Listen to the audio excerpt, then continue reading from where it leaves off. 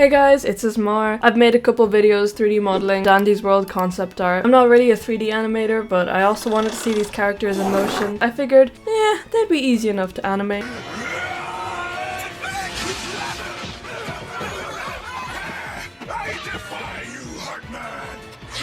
Today I'm focusing on the following animations: standing, idle 1, idle 2, walking, and running. I thought about doing other ones like doing machines and unique abilities, but I didn't really want to subject myself to that.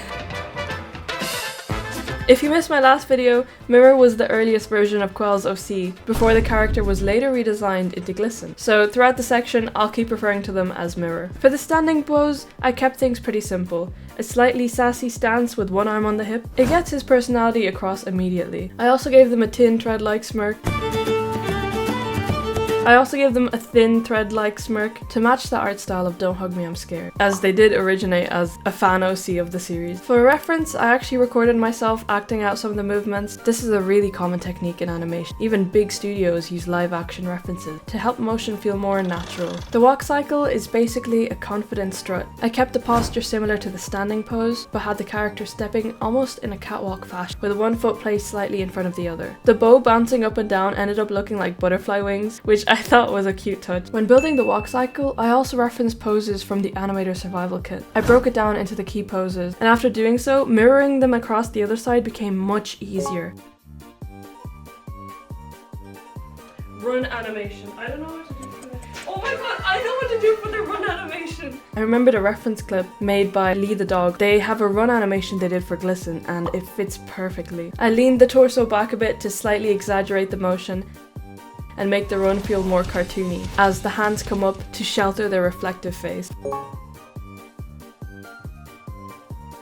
For the first idle animation, I thought a little hair flick would look real nice. Again, just bringing out the personality in the movement, because we all know Mirror cares a lot about their look. I made the detail of adding a little bounce to the curl. If I was to do this again, I'd probably rig up the hair to make it wiggle about, similar to the ribbons in their bow, because for sure, small secondary movements like that help bring the character to life. For the second idle, I wanted to pay homage to Don't Hug Me I'm Scared somehow. That gif of the dancing clock guy came to mind. Did you know they made a real functioning clock plushie of him? Anyway, yeah, animating this was a bit tricky with Mirror's proportions, as the arms kept clipping over one another. So I made some adjustments and played around with that idea until it worked. So this concept version of Flutter was actually meant to walk rather than fly, which makes her much more similar to her brother Flight, both in design and movement. So I thought it made sense to use Flight's animations as inspiration, while trying not to copy them directly. For her standing pose, I stayed pretty close to the concept art, making her sort of gently float up and down in place. Originally, I tried a standard walk animation with her slightly hunched forward, but it felt too generic. It didn't really match her personality. So instead, I tried skipping in place, and I thought this movement worked very nicely with her. She looks so carefree as she hops side to side. Butterfly Bentley.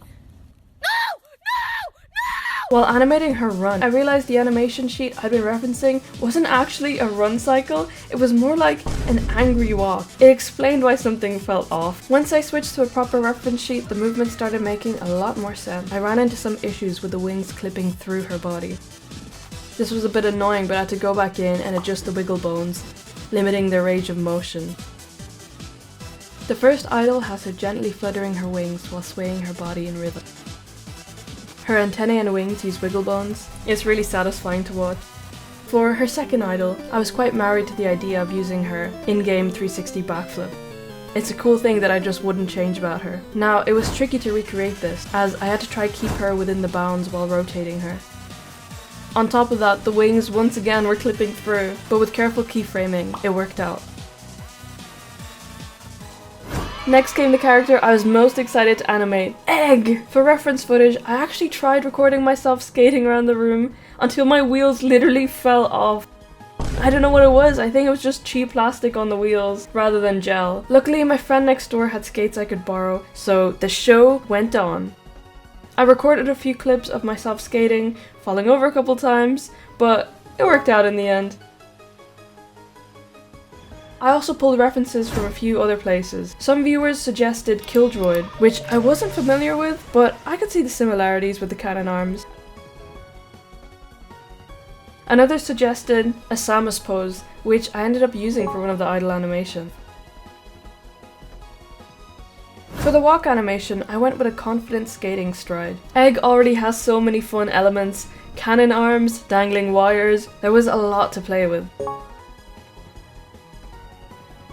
For the run animation, I took inspiration from Shadow the Hedgehog's skating run style. Since Goob moved on to skates, the motion had to feel more like gliding than running, which added another layer of complexity. While animating much of Goob, I had to be careful to keyframe the cannon arms carefully, otherwise they'd be clipping into the ground and it would just look unnatural.